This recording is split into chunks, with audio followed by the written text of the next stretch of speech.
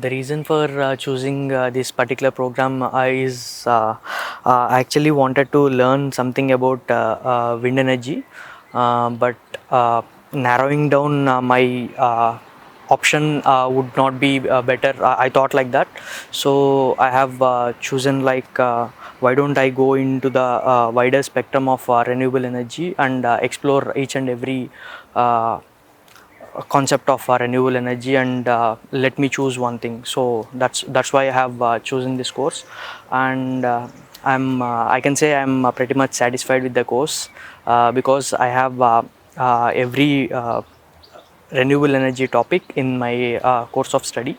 So yeah, I can say I'm pretty much satisfied with the course. Und dann habe ich ein Praktikum gemacht, wo ich in einer Zug- und Metro- und U-Bahn-Firma gearbeitet habe.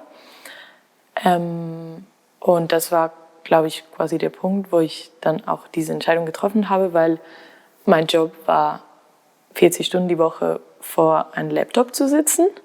Und dann dachte ich mir, okay, ich bin mir nicht sicher, ob ich das für immer will so.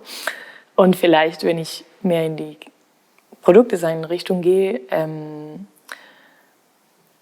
hat man ein bisschen ein anderes Alltag in der Arbeit, wo man nicht so viel mit Software und Pläne zeichnen und 3D bauen arbeitet.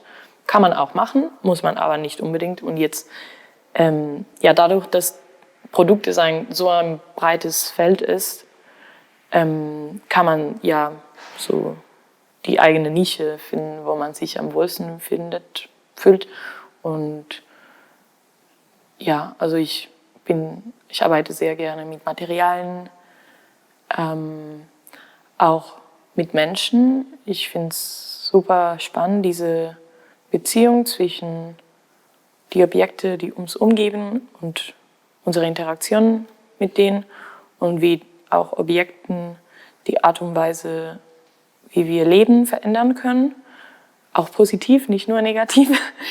So the reason I chose this program, Global Communication, Politics and Society, was because of its approach, the study approach. It's very global and it incorporates, it's not Eurocentric, it incorporates studies and researches from not just the global north, but also the global south. And this is what I was looking forward to, and I'm happy to be part of it.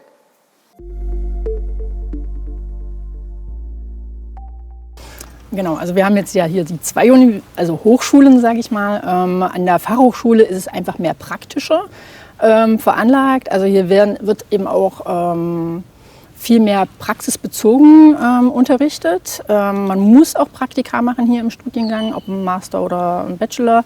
Und es wird auch viel mehr in die Praxis gegangen. Es gibt auch mehr Studiengänge, die tatsächlich, wo es ansässig ist an Firmen, wo man direkt auch bei Firmen angestellt ist, um hier zu studieren. Während an der Universität ist tatsächlich mehr Theoriewissen ist, mehr wissenschaftlich ist.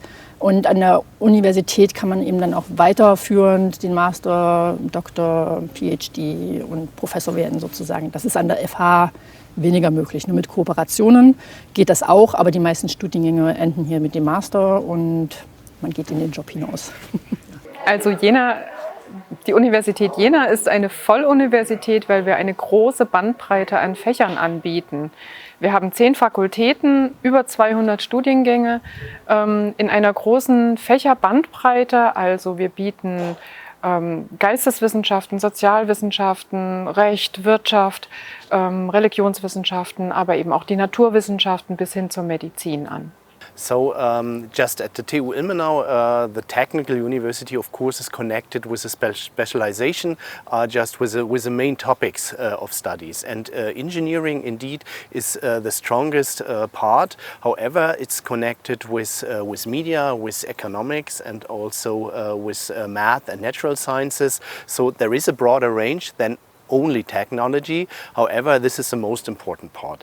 And the university is in the structure and in the teaching and also in the doing relatively, or in the tendency, research orientated and has of course a lot of practical things included to the studies, internships, lab work, just industrial research work, just in order from industries. But this is, how to say, the description of a technical university and a university at all.